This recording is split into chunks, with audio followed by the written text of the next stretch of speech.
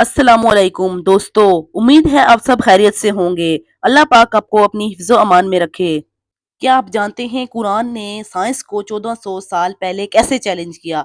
ऐसा कौन सा राज है जो कुरान ने बयान किया और आज साइंस भी इसकी तस्दीक करती है? क्या फिरौन की लाश कुरान के एक मोजज़े की गवाही दे रही है?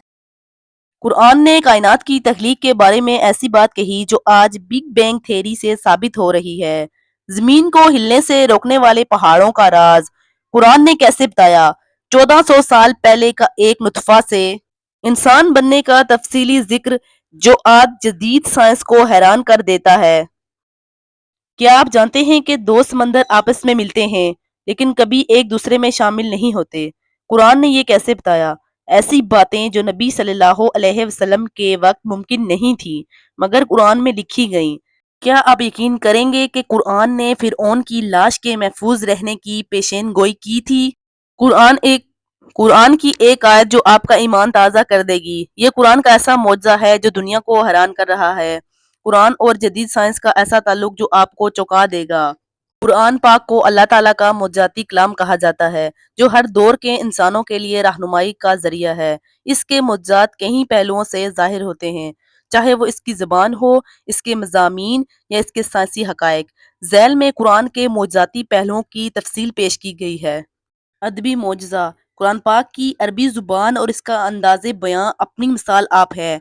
कुरान का असलूब ऐसा है कि अरब के बेहतरीन शोरा और अदीब भी इसकी मिसाल न पेश कर सके। कुरान पाक ने मुखालिफिन को चैलेंज दिया कि अगर वो उसे झूठ समझते हैं तो उस जैसी कोई सूरह ही बना डालें। सूरह बकरा की आयत नंबर 23 में जिक्र हुआ है, अगर तुम्हें इस कुरान के बारे में शक हो तो इस जैसी एक और सूरत बना लाओ। इल्मी मौजज़ात कुरान में ऐसे साइंसी हक़ाइक़ मौजूद हैं जो इसके नुज़ूल के वक्त नामालूम थे, लेकिन आज जदीद साइंस ने इन्हें साबित किया है। कायनात की इब्तिदा कुरान कहता है कि कायनात एक रत बंद चीज थी, फिर अल्लाह ने उसे खोला। क्या काफिर ये नहीं देखते कि आसमान और जमीन बंद थे, फिर हमने इन्हें खोल दिया। सूरह अंबिया आयत नंबर 30। ये आज की बिग बैंग थ्योरी से मुताबिकत रखता है। इंसान की तख्लीक कुरान में रहम मादर में इंसानी तख्लीक के मराहिल किए गए हैं। फिर हमने नुतफे को जमे हुए खून में बदला, फिर इस लोथड़े को गोश्त की शक्ल दी। सूरह अल ममनून आयत नंबर 14। ये जदीद एम्ब्रियोलॉजी की तस्दीक करता है।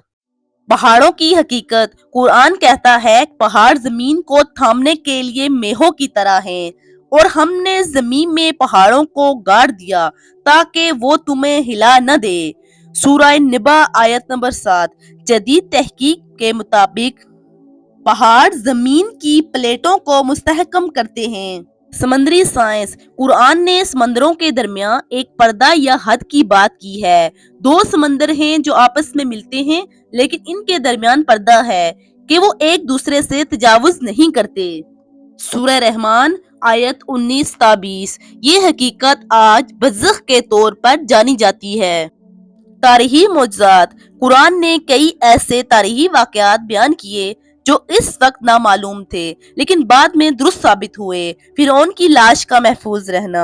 आज हम तेरे बदन को बचा लेंगे ताकि तो उनके लिए निशानी हो जो तेरे बाद आए। सूरह यूनुस आयत नंबर 92। फिरौन की लाश आज भी मिस्र के अजायब घर में मौजूद है। रोम की फतह की पेशन गोई रोमी मगलूब हो गए हैं लेकिन चंद सालों में वो फिर गालिब आ जाएंगे। सूरह रोम आयत 2 ता 4। ये पेशन गोई दुरुस्त साबित हुई। गैबी मौजज़ात कुरान ने कई ऐसी बातें बताई जो इंसान के लिए गैब थीं। आखिरत की हकीकत, जन्नत, दोज़ख और कयामत के वाक़यात, मुस्तकबिल के वाक़यात जैसे इस्लाम का गलबा, मक्का की फतह और मुसलमानों की कामयाबी। लामतनाही तासीर कुरान हर नस्ल, हर जमाने और हर शख्स के लिए रहनुमाई फराहम करता है। एक अनपढ़ इंसान के लिए भी सबक आमोज, एक आलिम के लिए भी हैरत अंगेज।